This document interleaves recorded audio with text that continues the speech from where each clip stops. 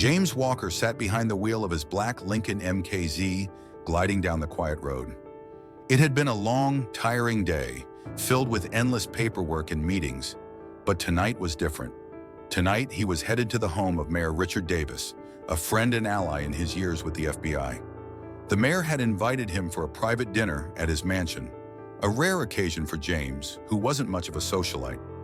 As he neared the turnoff for the mayor's estate, a flashing red and blue light appeared in his rearview mirror. The sound of a siren followed, and James frowned. He hadn't broken any laws, so why was he being pulled over? He signaled and eased the car to the side of the road, rolling down his window slightly, waiting for the officer to approach. A young officer in his early 30s stepped out of the patrol car. He was tall, well-built, with a hard expression on his face. No greeting, just a command. "License and registration," the officer said curtly. James remained calm. "May I ask why I've been stopped?" "The plate's from out of town. I need to check unfamiliar vehicles," the officer replied with a sharp tone, his eyes scanning James's car as if searching for something suspicious.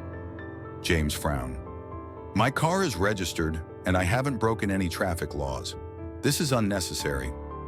The officer didn't respond, but crossed his arms and fixed James with a challenging glare. "Just hand over your papers, now."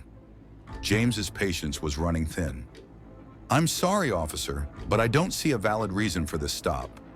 The officer's gaze darkened, his body language turning more aggressive. "I said give me your papers," he repeated, his tone now laced with impatience. James could sense the tension in the air. The officer wasn't acting like someone doing their job. There was something more to this. "I'm not giving you my papers unless you tell me why I've been stopped," James said, his voice even but firm. The officer's expression turned colder. He took a step closer, his eyes filled with contempt. "You think you can question me? Just because you're FBI? You're still just another black man on these streets?" The words hit harder than James expected. He had faced racism before, but this officer's blatant hostility was different. This wasn't just an unfortunate interaction. It was a reflection of deep prejudice. James's pulse quickened, but he held himself steady. "You have no right to talk to me like that. I've done nothing wrong." The officer, whose badge read Mike Johnson, sneered. "Oh, I know exactly who you are. You think your badge means anything out here? Not when you're on my turf. Now hand over your papers, or I'll make you." James kept his composure, his voice low but unwavering. "You're making a mistake, and I won't let you intimidate me into submission." Mike Johnson's face flushed with anger. "You think I'm intimidated by you, huh?" He stepped even closer, his fist clenched at his side. "I'm in charge here." "I'm telling you to stop," James warned. "Your actions are crossing a line, and you're going to regret this." Before James could say more, Officer Johnson's face twisted with rage. "Get out of the car," he barked louder than before. "Now!" James was caught off guard. He hadn't done anything to warrant being forced out of the car, but his instincts kicked in. He needed to handle this carefully. "No," James replied, his tone even. "I'm not getting out. I haven't broken any laws." Johnson's anger reached its peak. He pulled his gun from its holster and aimed it at James, his voice trembling with fury. "Get out of the car or I'll make you."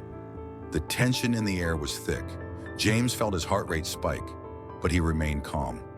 Slowly, he opened the door, raising his hands to show he wasn't resisting. "I'm getting out, but don't make this worse." Johnson didn't lower his weapon. He barked, "Kneel! Now!" James could feel the weight of the officer's anger, but he knew better than to argue. He slowly knelt down, keeping his eyes fixed on the officer. He could sense the escalating danger. "I'm telling you, you're making a mistake," James said, his voice low and steady. Johnson sneered. "Mistake? The only mistake is letting people like you walk around here." James gritted his teeth, but he knew he couldn't let this go any further. The officer was about to escalate, and he needed to get out of this alive. James could feel the cold concrete beneath his knees, but his mind was elsewhere. The officer's gun was still pointed directly at him, the barrel steady as a warning.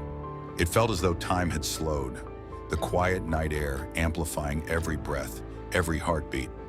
The officer, Mike Johnson, was clearly out of control, but James knew that any wrong move could end in disaster. Johnson's voice broke the silence. his words thick with disdain. "Stay down. Don't move. You're lucky I don't shoot you where you kneel." The words stung, but James kept his composure. He knew he had to remain calm despite the danger closing in on him. Every part of his training as an FBI agent screamed at him to act, to defend himself, but he knew he had to wait for the right moment. From where he knelt, James could see the red and blue lights flashing on the officer's patrol car. The police radio crackled in the background, but it felt so far away, like a different world from the one he was trapped in. He hadn't expected a routine stop to spiral into this kind of situation, especially not with an officer so blatantly hostile. "Why are you doing this?" James said softly, trying to appeal to whatever sense of reason Mike might have had left. "What did I do to deserve this?" Johnson didn't answer immediately, his face twisted with anger, his hands shaking slightly on the gun's handle. "You people think you can just waltz around like you own the place. I don't care who you are. You're nothing but trouble." James's gut churned. This was no longer about a traffic stop. This was about something much deeper: the officer's racism, his abuse of power, and the dangerous consequences that came with it. Johnson wasn't just angry. He was filled with something darker, prejudice that had clouded his judgment. "Officer," James said, his voice steady but firm, "you're making a huge mistake. There are consequences for what you're doing." For a moment, the officer hesitated, his eyes narrowing. He looked down at James as if weighing his options. The gun trembled slightly in his hand, and for a brief second, James thought he might be able to de-escalate the situation. But then the officer's lips curled into a sneer. "Don't lecture me. You're nothing but a thug in a suit. I told you to stay down. Don't make me repeat myself." The last of James's patience snapped. He was done trying to reason with a man whose mind was already made up. "I'm not a criminal," James said, his voice growing colder, more resolute, "and I won't be treated like one."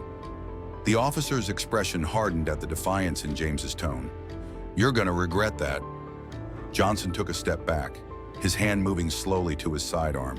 The gleam of metal caught the streetlights as he pulled the gun out and pointed directly at James's chest.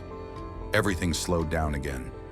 James's instincts screamed at him to move, to protect himself, but he kept his hands raised, his posture calm, as if the officer's threats didn't faze him. Inside, his heart raced. He had been in situations like this before, dangerous situations where things could end in violence, but never like this. Never with an officer who had so clearly crossed the line. Johnson's breath quickened as he pointed the gun. "I'm telling you for the last time, get on your feet. Now!" James didn't move. He couldn't. Not unless the officer forced him. If he moved too quickly, it would give the officer an excuse. If he stayed too still, it could get worse. "Okay," James said, his voice level, not giving any indication of fear. "I'll get up, but you need to lower the gun." For a long moment, Johnson didn't respond, his grip tightening around the weapon. James could see the officer's pulse throbbing in his neck. He was shaking now, his face twisted in rage. But James held his ground. He had done nothing wrong. This wasn't just about the officer trying to assert his power. It was about something much deeper and more dangerous. With slow, measured movements, James opened the door of the car and stepped out, keeping his hands where the officer could see them. His leg, though, was aching from the cold ground, but he didn't show it. "I'm out of the car," James said calmly, still standing with his hands up. "But you need to listen to me. This can end without anyone getting hurt."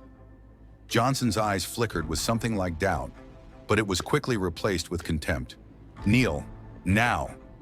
Without thinking, the officer stepped forward, the gun still trained on James. It felt like a sickeningly familiar moment, a moment where the balance of power had tipped too far, and James knew he wasn't going to make it out without getting hurt.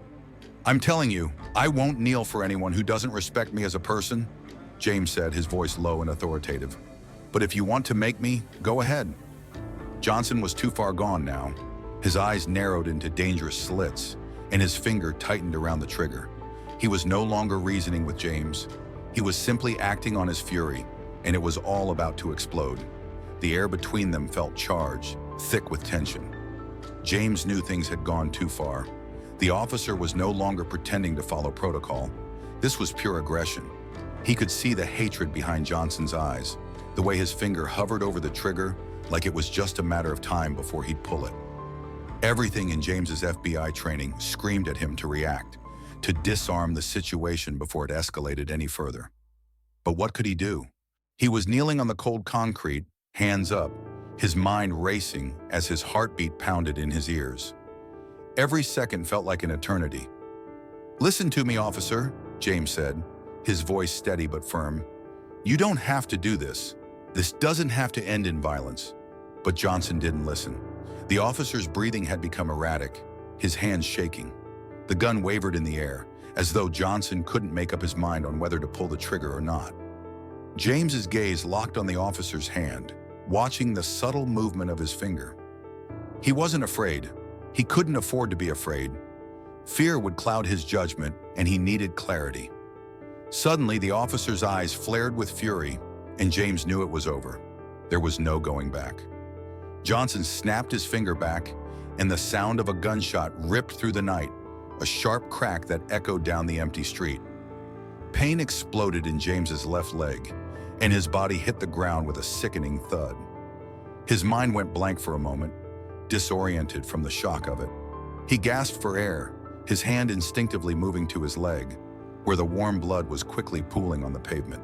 The pain was unbearable, sharp and burning, and James could barely stay conscious. "James!"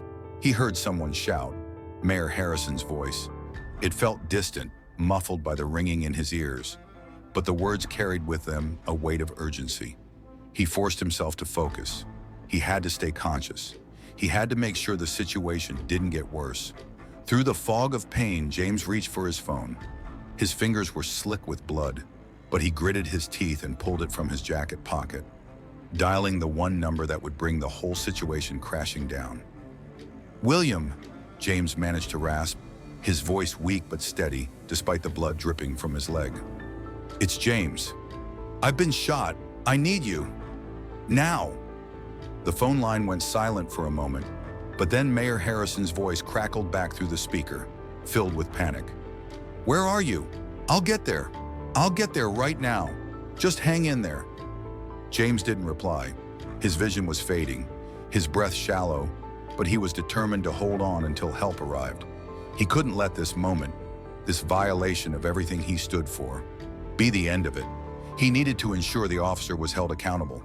Behind him, Officer Johnson stood frozen, his eyes wide with a mixture of confusion and fear. He hadn't expected this. He had pulled the trigger out of anger, out of prejudice. But now, standing there watching the man he had just shot, a real fear started to sink in. It was too late to take back the bullet, too late to undo what had been done. The minutes dragged on, but to James it felt like hours. His breath came in ragged gasps, the blood from his wounds soaking into his clothes and the pavement beneath him. The pain in his leg was blinding, but his focus remained sharp. He could hear the sirens in the distance, the unmistakable sound of law enforcement closing in. But he had no way of knowing if it was enough to stop this madness in time. He could barely hear the sound of footsteps approaching from behind, but he could make out the shape of Mayor Harrison emerging from the shadows. The mayor's face was pale, his expression one of complete disbelief as he looked down at James. "Oh God, James, stay with me! Stay with me!" Mayor Harrison said, rushing to his side. James nodded, though the pain made it hard to do anything more than breathe. His vision was starting to blur, the world tilting at the edges as he struggled to stay conscious. He could feel the mayor's hand on his shoulder, the urgency in his voice, but it felt like it was all happening from a distance. "Help's coming. You're going to be okay," Harrison continued, though the doubt in his voice made it clear he wasn't entirely sure. Johnson, still standing motionless by his patrol car, looked from the mayor to James, his face a twisted mask of guilt and fear. I didn't mean to. You shot him, you fool!" Mayor Harrison roared, his voice trembling with rage. He turned back to James, his hands pressing down on the wound to try to stop the bleeding. "Don't worry, James. Help's on the way." But even as he said it, there was a cold, sinking feeling in the pit of his stomach. This was no ordinary police misconduct. This was a man in a position of power, a man who was supposed to protect and serve, who had used his authority to hurt another person, a federal agent no less. And now there would be consequences. The scene on Forest Lane became a whirlwind of flashing lights and frantic voices. The mayor and the police chief arrived in their cars, followed by a convoy of patrol vehicles, as James's blood continued to seep into the cold concrete beneath him. Officers rushed to the scene, their eyes scanning the area, trying to make sense of what had just transpired. But there was no mistaking it.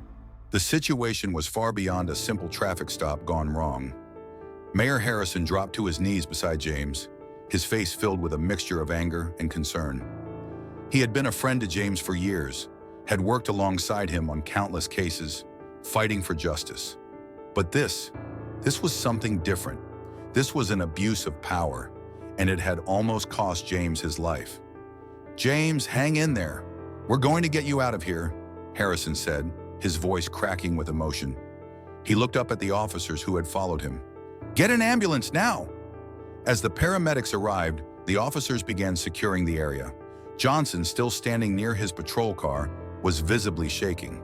He hadn't moved since the shooting, his gun still in his hand, though he wasn't pointing it at anyone anymore.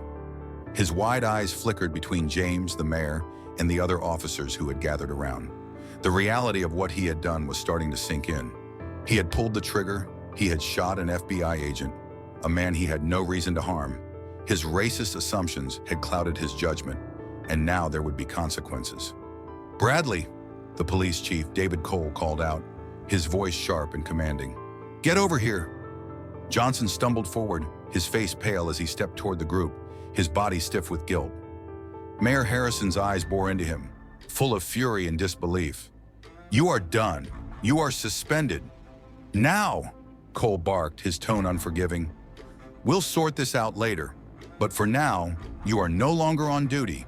You've failed the system, you failed the department, and most importantly, you failed that man."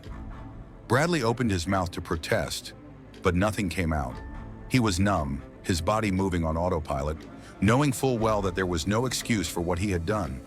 The ambulance doors opened, and James was carefully loaded onto the stretcher, his face pale but his eyes still focused, still determined.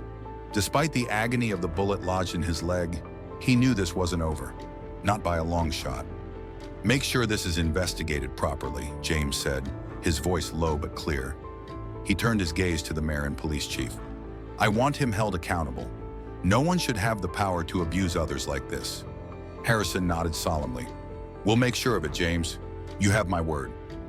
As the paramedics rushed to stabilize James and transport him to the hospital, Johnson stood frozen, his body tense with anxiety. The reality of the situation was unfolding rapidly around him, and his mind was racing. He had made a life-altering mistake. He had crossed a line that could never be uncrossed. Meanwhile, the mayor and the police chief exchanged a brief look.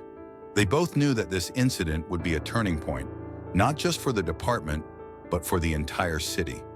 The shooting of a federal agent by one of their own was a public relations nightmare. But beyond that, it was a stark reminder of the racial tensions that still simmered beneath the surface of society. "This isn't just about James," Mayor Harrison said, his voice growing firmer as he spoke. "This is about a system that's broken. We need to fix this. We need to make sure this doesn't happen again." "That's what we'll do," Cole agreed, his voice unwavering. "But it starts with accountability, and it starts with making sure that officer answers for his actions." In the weeks that followed, the fallout from Officer Bradley Johnson's actions was felt across the country. The incident had sparked national outrage. Protests, debates, and discussions filled the media. People demanded justice, not just for James, but for all those who had been affected by racial prejudice in law enforcement. James, despite his pain, was at the center of it all. His injury had been severe, but he was determined to heal, not just physically, but emotionally too. What had happened that night felt like a betrayal, not just by one officer, but by an entire system that had allowed such actions to go unchecked for far too long. Meanwhile, the investigation into Officer Johnson's conduct was swift. Dashcam footage from his patrol car and witness statements painted a clear picture. There was no justification for the violence. Bradley Johnson had acted out of personal bias, abusing his authority without cause. When the case went to court, the atmosphere was tense. People were divided. Some believed Johnson's actions were an anomaly, a product of a broken system. Others felt that he was just one example of deeper issues within the police force. In the end, the judge's verdict was swift and harsh. Johnson was sentenced to 14 years in prison for abuse of power, improper use of a weapon, and racial discrimination. Outside the courthouse, the reactions were mixed. Some cheered, seeing the sentencing as a step toward justice. Others remained somber, recognizing that the work wasn't done, that this was just one incident in a much larger issue. But for James, it was a significant moment. He had been a part of something bigger than himself. Months passed. As James recovered, both physically and emotionally, he began receiving letters. Most were filled with support and encouragement, but one in particular stood out, a letter from Bradley Johnson himself. "Mr. Carter, I can never undo what I did to you. I was wrong, and I'm sorry. My time in prison has given me time to reflect, and I know now that I allowed my own prejudices to control my actions. I'll spend the rest of my life trying to make amends for what I've done. I hope in time you can find it in yourself to forgive me. Bradley Johnson." James read the letter slowly. He didn't know how to feel. Could a man who had done something so terrible really change? But deep down, he knew that people could grow, and they could learn from their mistakes. Maybe Bradley Johnson could. It wasn't about forgiveness right away. It was about acknowledging the possibility of change. James had always believed in the power of redemption. Maybe this was his opportunity to see that, even for someone who had wronged him so deeply. In the months that followed, the city underwent significant reforms. The police force, shaken by the scandal, worked closely with experts to implement training programs aimed at reducing racial prejudice and improving community relations. Mayor Samuel Harrison and Chief Henry Morgan took the lead, ensuring that the changes were both visible and meaningful. James became a voice for reform, attending seminars and speaking publicly about the importance of fairness, equality, and transparency in law enforcement. His story resonated with many, inspiring action, not just in his city, but across the country. A few months later, James received another letter from Bradley. This time it was longer. Bradley spoke of the work he was doing in prison to confront his prejudices and change his ways. "Mr. Carter, I've been doing the hard work, therapy, reading, reflecting. I'll never be able to fix what I've done, but I'm trying. I hope one day I can help others understand what I failed to see before." Bradley Johnson. James sat quietly reflecting on the letter. The road to forgiveness wasn't simple, but he knew that sometimes people who've made the worst mistakes can still find a way to make things right. James' journey didn't end with Bradley Johnson's punishment. It had just begun. His fight for justice, fairness, and reform continued. For James, the true victory wasn't in seeing one man punished, but in knowing that every step forward, no matter how small, was a step toward a better future.